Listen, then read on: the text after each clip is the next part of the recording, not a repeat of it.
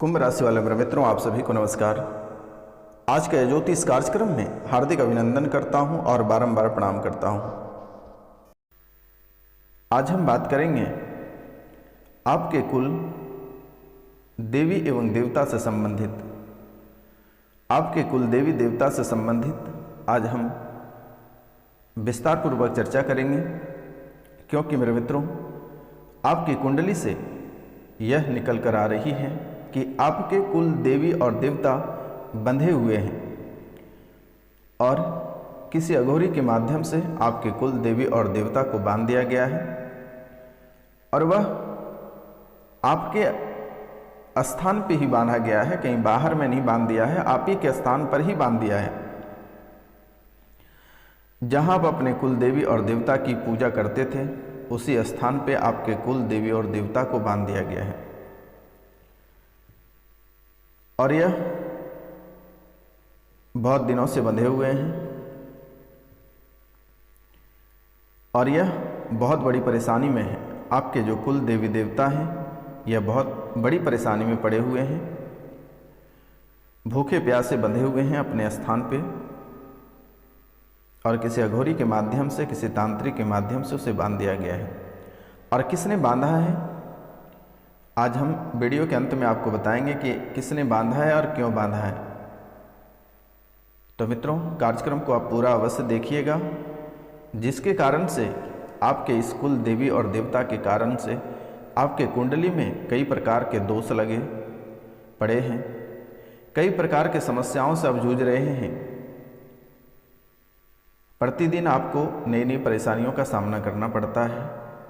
प्रतियोगिता परीक्षा में किसी न किसी कारणों से आपके बच्चे, आप या अन्य जो भी प्रतियोगिता परीक्षा की तैयारी करते हैं, इस राशिफल वाले या इस राशिफल से जुड़े हुए जो भी लोग हैं, चाहे आपके बच्चे हों, आपके बच्चियां हों या आपके घर परिवार से कोई भी लोग हों, वह किसी न किसी कारणवश से असफल रह जाता है। चाहे वह कहीं बिजनेस कर रहा हो, आपके व्यवसाय हों, आपकी फैक्ट्रियाँ हों, किसी न किसी कारणवश से वह बंद हो जाएगा, अधूरा पड़ा रह जाएगा, वह मुसीबतों से घिर जाएगा। जब तक आपके कुल देवी और देवता कष्ट में रहेंगे, आपका जीवन भी बहुत गहरी कष्ट में पड़ा हुआ रहेगा। समझिए कि आपकी ज़िंदगी एकदम मरे हुए व्यक्ति की समान कर देगा। तो मित्रों, चलिए हम इनके बारे में बहुत ही विस्तार से चर्चा करेंगे। आखिरकार आप अपने जीवन से बहुत अच्छे से अवगत हैं और अपनी लाइफ के बारे में, अपने जीवन के बारे में बहुत अच्छे से जानते हैं कि आखिर आपके जीवन काल में कितनी सारी परेशानियां आ रही है। तो मित्रों, इसको विस्तार से जानने से पहले आपसे मेरा निवेदन है कि आप इस चैनल को बेल आइकन दबा के सब्सक्राइब कर दें, लाइक करें और अधिक से अधिक शेयर करें। तो मित्रों, हम बात करेंगे, आप खूब सारी पूजा और पाठ करते हैं, आप खूब सारी पूजा और पाठ करते हैं, पूजा और पाठ में बहुत खर्च करते हैं, बहुत मेहनत करते हैं, लेकिन मेरे मित्रों इसका उत्तर आपको क्या प्राप्त होता है? आपको किसी भी प्रकार का कोई लाभ नहीं होता है। पूजा और पाठ में आप बहुत मन लगाते हैं, माता के ऊपर आप सारी भरभार छोड़ देते हैं कि हे माता रानी, हे प्रभु देव, हमारे जीवन काल में जो परेशानी, जो कष्ट चल रहा है, आप ही निवारण कर सकते हैं।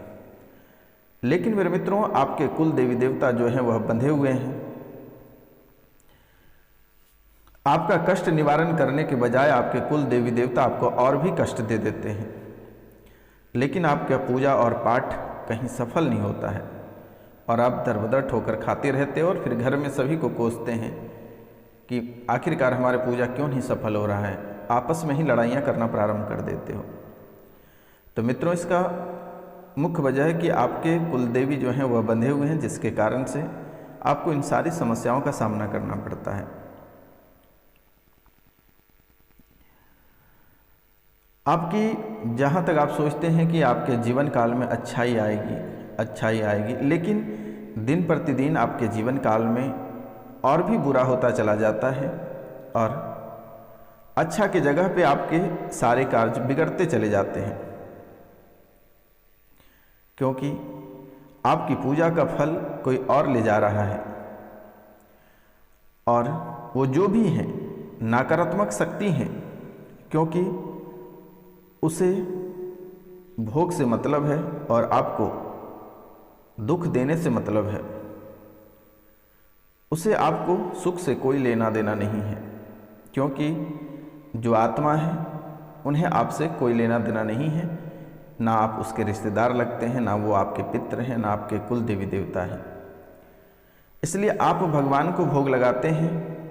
भगवान के प्रति बहुत अभिरुचि आपके रहता है। भगवान के पैर पे आप माथा पटकते हैं, लेकिन मेरे मित्रों वह तो बंधे हुए हैं, वह आपका कोई कार्य नहीं कर सकता, वह आपकी कोई मदद नहीं कर सकता है।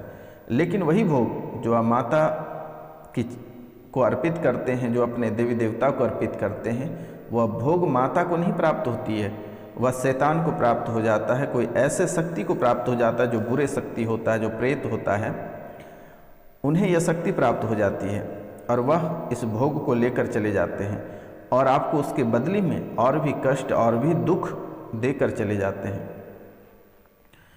आपके घर में ढेर सारे विघ्न और बाधाएं छोड़कर जाते हैं। आपके घर में लड़ाइयाँ झगड़े करा देते हैं, परिवार में कलह और कलेश करा देते हैं। यहाँ तक कलह और कलेश ऐसा करा देते हैं कि घर परिवार में मारा मारी काटा काटी तक हो जाता है।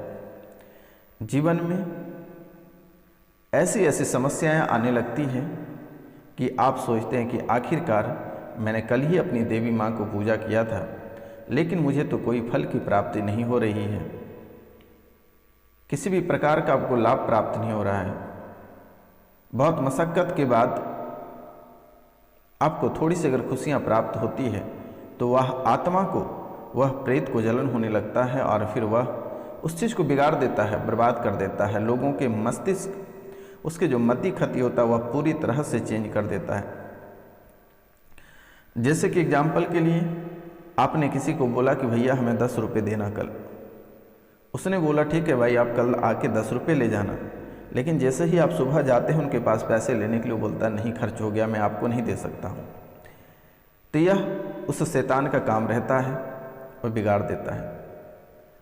आप अपने व्यापार के लिए बहुत उत्सुकता रहते हैं, बहुत सारे पैसे खर्च करके अपने बिजनेस को तैयार करते हैं, बहुत बड़े विस्तार करते हैं, तो किसी न किसी कारणवश अचानक सा फैक्ट्री में आग लग जाती है, किसी की मृत्यु हो जाती है, फिर आपको जेल फाटक हो जाता है, फिर आपकी फैक्ट्री बंद हो जाती है।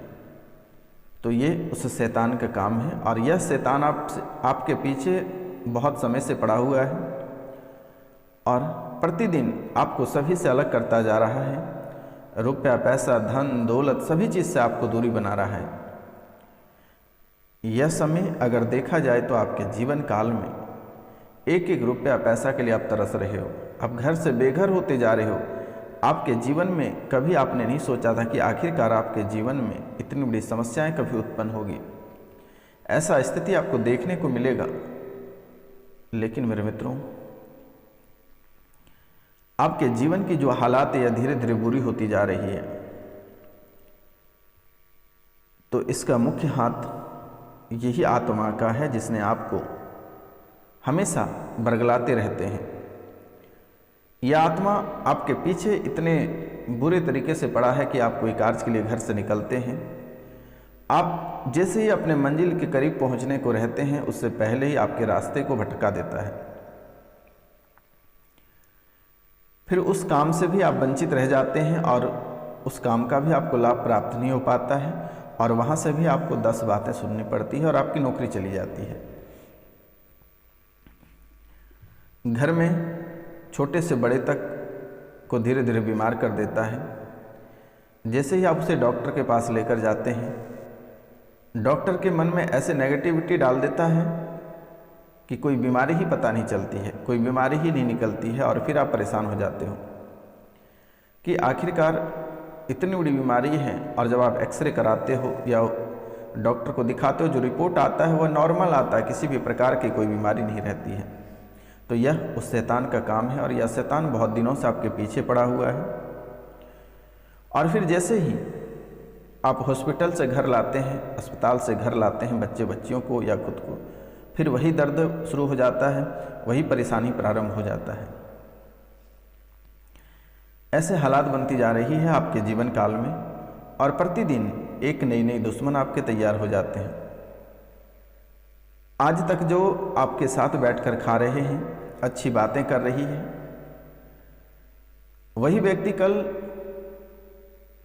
आपके अगेंस्ट में खड़े हो जाते हैं और आपसे दुश्मनी का मोल ले लेते हैं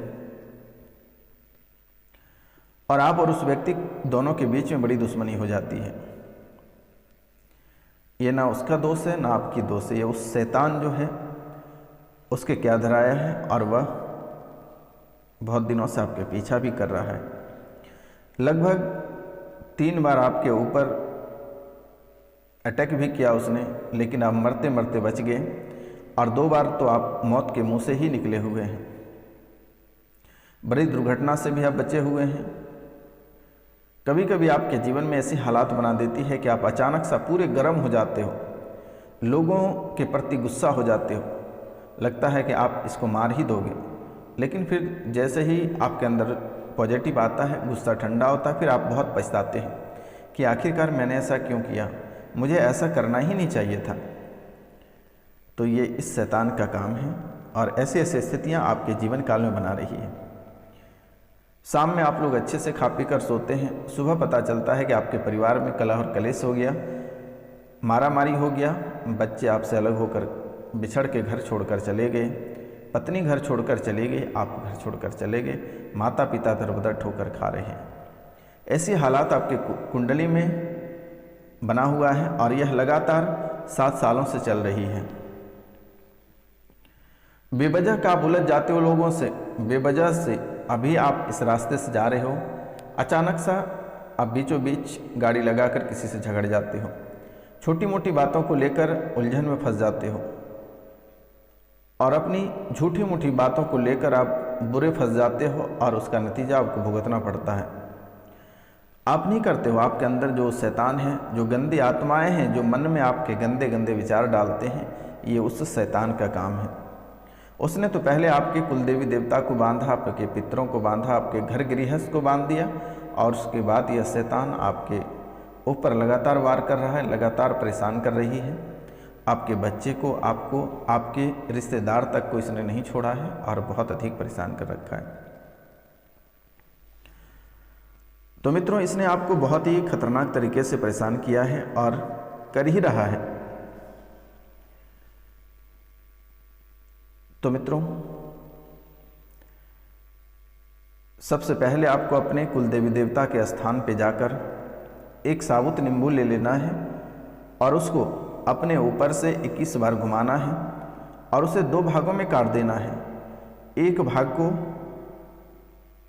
दूसरे भाग की दिशा में फेंकना है, जैसे कि आप नींबू को पकड़ के ऐसे बीचों बीच काटे, तो जैसे दाहिने हाथ का है तो उसको बाएं हाथ की ओर फेंक देना है और बाएं हाथ की जो नींबू होगा वो दाहिने हाथ की ओर फेंक देना है।